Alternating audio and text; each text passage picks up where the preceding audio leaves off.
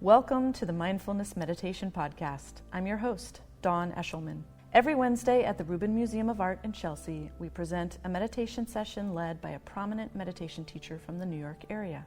This podcast is a recording of our weekly practice. If you would like to join us in person, please visit our website at rubinmuseum.org/meditation. We are proud to be partnering with Sharon Salzberg and the teachers from the Interdependence Project and the New York Insight Meditation Center. In the description for each episode, you will find information about the theme for that week's session, including an image of a related artwork chosen from the Rubin Museum's permanent collection. And now, please enjoy your practice.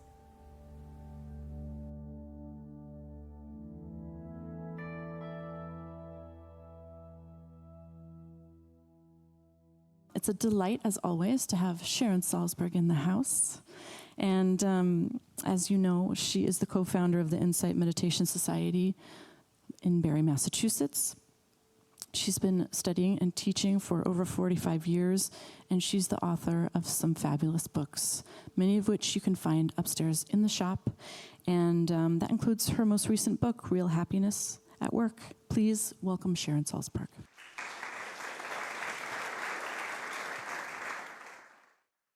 From one angle, we are living in the unexpected always. We just forget, or we overlook that, or we are primed so much to try to seize a sense of control over unfolding of events rather than being with and connecting to and having the flexibility and resilience to move according to events. And if I look at an image like that Buddha, I think of stability, but it's not like brittle stability, like holding on for dear life or closing down perception of change, but there's something steadfast, there's something dignified, there's something reliable, accessible, no matter what may be going on. And it's great to see the Buddha depicted in as would be traditional in terms of the legends around the Buddha, depicted in many, many lifetimes, during which he was really, it said, kind of cultivating a path that created a sort of moral force that gave him the right to feel he could go beyond what was expected of him as a prince. He could go beyond what his teachers had attained. He could go beyond the strictures that society was placing upon him, or the limits of what it was felt a human being could know and open to and understand at that time. So in his last life, when he was the Buddha, all of those lifetimes of practicing generosity and kindness and patience and as a bunny rabbit or a phoenix or whatever he was, throughout all those lifetimes, it all added up. And it culminated in this moment when, as the legend has it, the Buddha, then known as the Bodhisattva, or being aspiring to enlightenment, sat down under a tree, known as the Bodhi tree. And he sat down with the determination, the aspiration of not getting up unless he had become fully enlightened, unless he'd really woken up and broken through all of the constraints of conditioning and training and so on. And as soon as he sat down, he was attacked by this legendary figure known as Mara. Mara is sort of like the satanic figure in Buddhist teaching, and Mara is also like not an underworld creature, but a heavenly creature who didn't want the Bodhisattva to leave his dominion, right, to kind of go beyond where he had. So he attacked the Bodhisattva with all these various elements, wanting him to give up, to get up. He appeared as these loathsome, shrieking, horrible apparitions to try to scare him, and these very seductive images to try to seduce him, and all kinds of things. And throughout all of that, the Bodhisattva would just sit there, steadfast. And then the last attack of Mara was, we would probably call it self-doubt. He said, especially if you're from New York, he said, basically, who do you think you are? To dare to imagine, how can you even imagine that you are capable of that much understanding and love and wisdom and connection? Like, get up.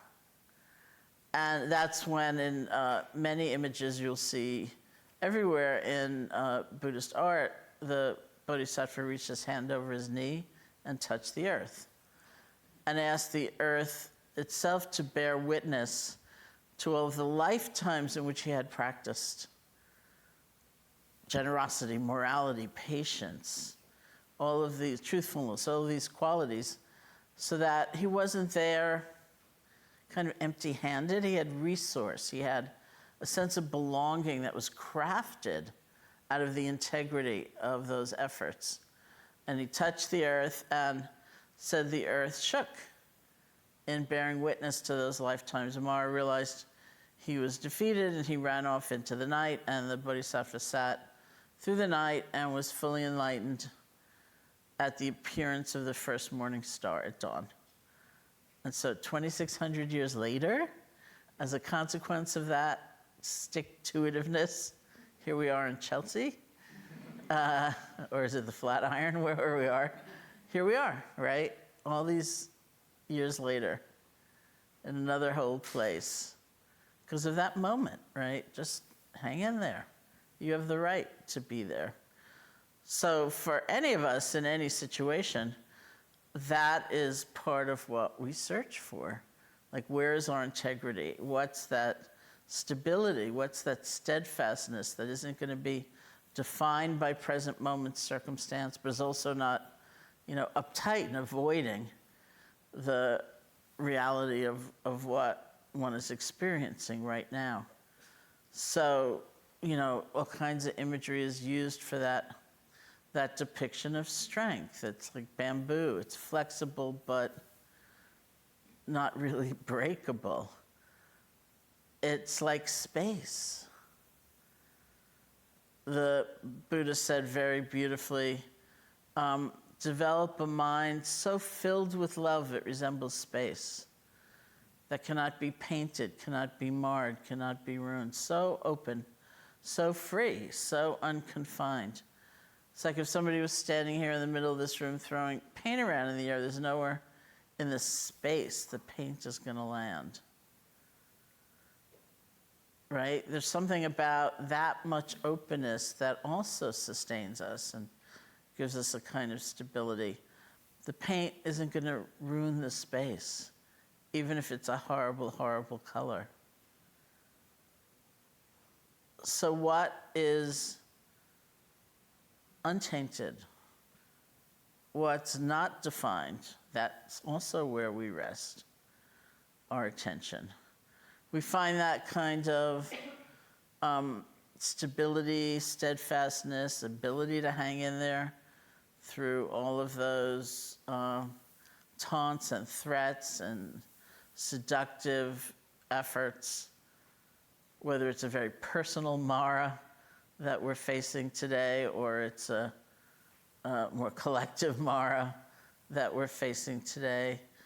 All those voices that urge us to forget those years, perhaps lifetimes, of commitment to generosity, patience, caring about one another, compassion, all of those qualities, the things that we could be drawing upon for that sense of resource. So how do we define strength? How do we define stability? Can we feel our way into what feels like taking that seat, touching the earth, remembering what we really care about, finding one another, if that's a source of strength, and it usually is, can we feel our way to that stability that isn't rigid and uptight and withholding, but is very much there, that kind of presence, so that we're not cutting off what is all around us or within us, and we're also not just lying down and being steamrolled by it and shaped by it in some way. The unexpected, it's like so here.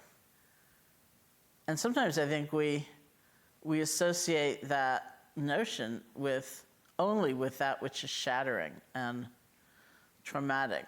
And, I was doing fine. I was just going along, and then, that happened. Whatever it is. But really, when we look at a day, we look at a week, we look at an hour, it's, we're just skating. It's like life itself is so volcanic with so many conditions coming together in any moment for anything to happen.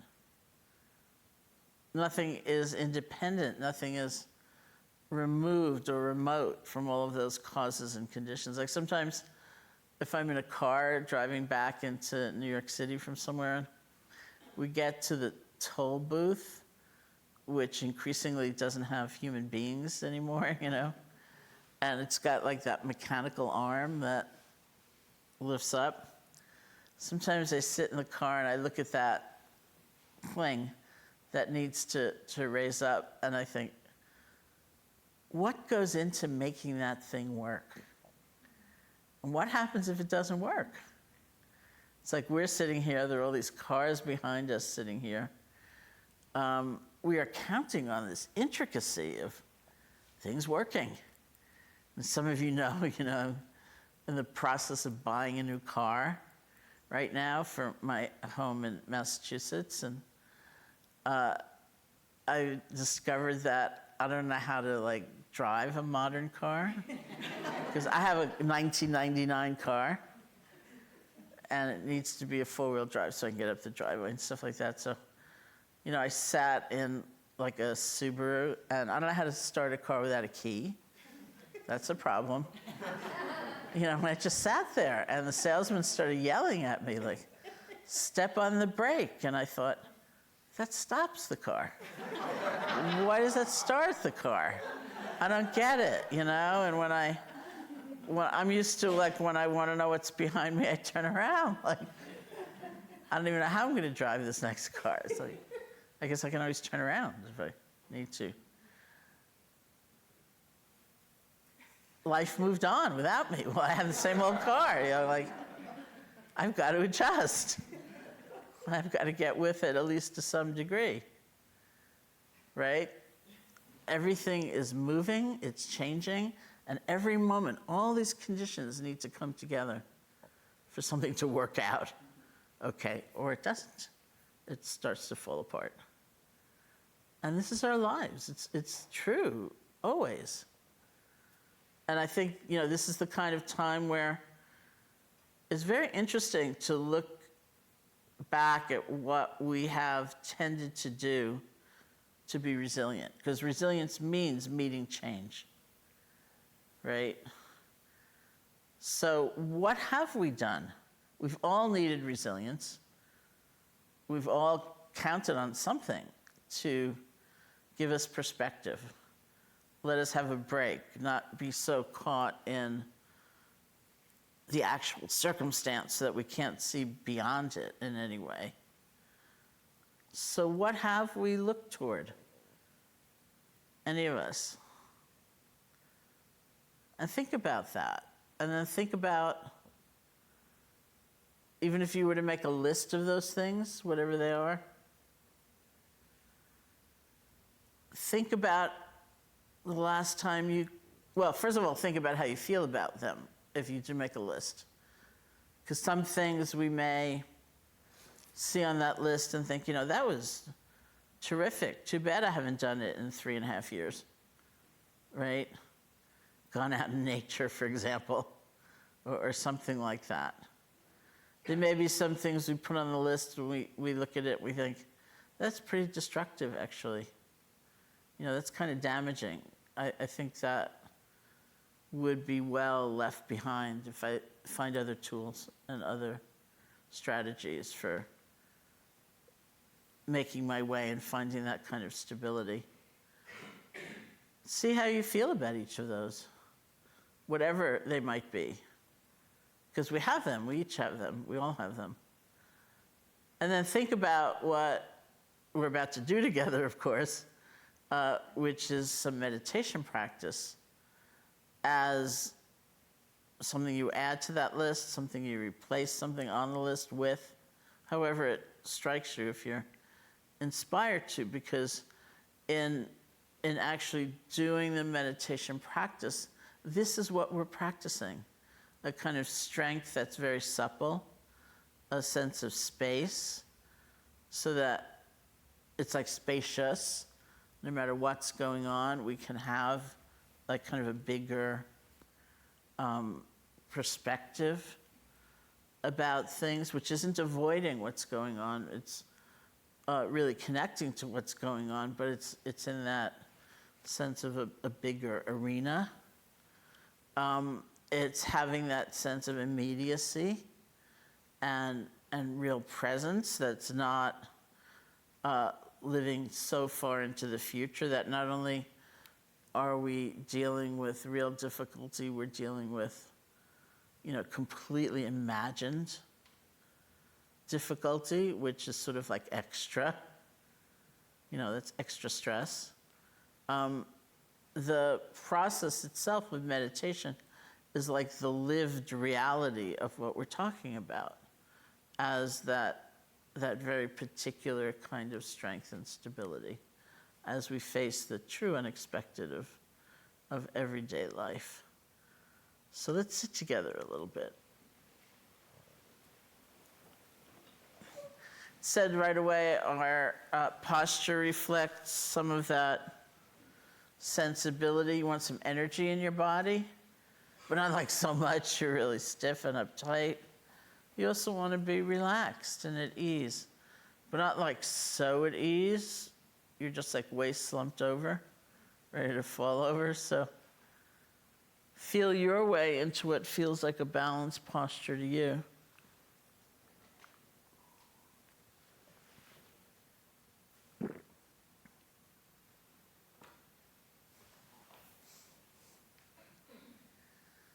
And you can close your eyes or not. So imagine you're the bodhisattva sitting under that tree. You're resting your attention on the feeling of your breath, the actual sensations of your breath, wherever you feel it most distinctly. Maybe that's the nostrils or the chest or the abdomen. Find that spot, bring your attention there and rest. See if you can feel one breath.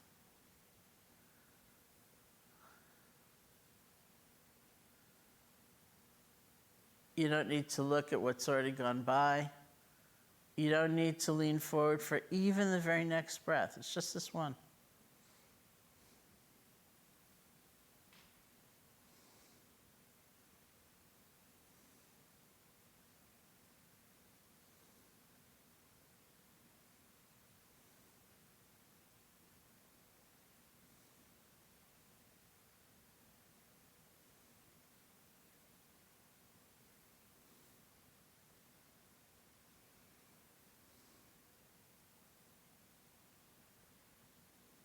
If you like, you can use a quiet mental notation like in, out, or rising, falling to help support the awareness of the breath, but very quiet.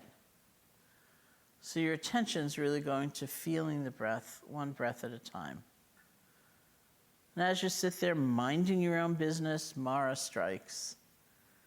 All those seductive images, all those frightening apparitions. So much going on. Maybe that's self-doubt attack. See if you can recognize that's what's happening right now without getting caught up in it. And return your attention to the feeling of the breath.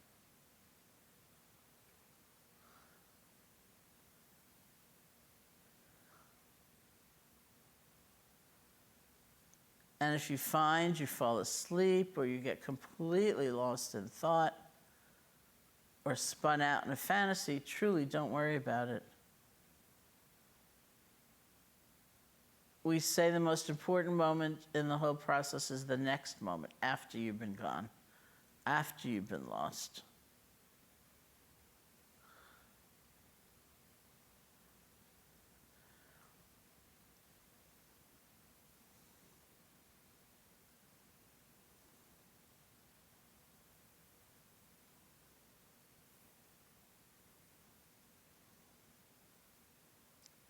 We practice letting go of distraction, whatever it is, whenever we realize we've been caught.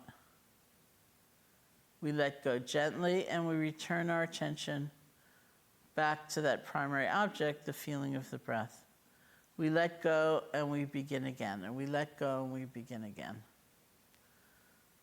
So this in itself is a kind of tremendous training in resilience.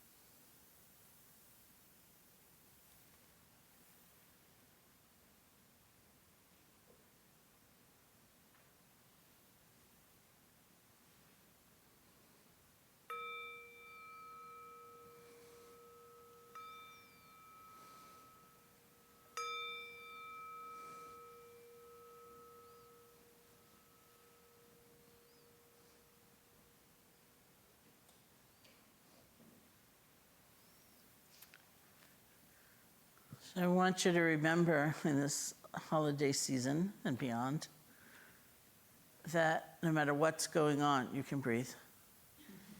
And if you can breathe, you can find a place that's okay.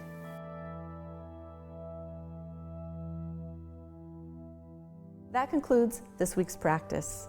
If you'd like to attend in person, please check out our website, rubinmuseum.org/meditation, to learn more. Sessions are free to Rubin Museum members, just one of the many benefits of membership. Thank you for listening. Have a mindful day.